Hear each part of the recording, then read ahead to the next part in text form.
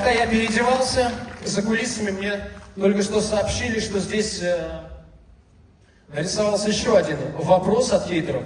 Вот, представляете себе, на несколько часов до сегодняшнего концерта запустили в интернет кусочек, фрагмент видео 23 или 24 года, где у меня там театральная постановка, я пою песню «Танцы на стеклах», босиком, прыгаю на стекле. Мои поклонники видели этот концерт, знают.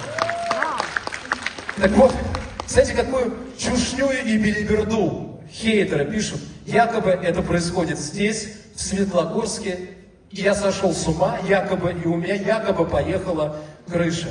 Представляете, и разгоняю сейчас это все по своим соцсетям. Так вот, не верьте, опровергаю. Как видите, я здесь, в Светлогорске, все со мной в порядке. Мы работаем дальше. Я не сошел с ума. Но разве что только от одного, от вашей народной любви.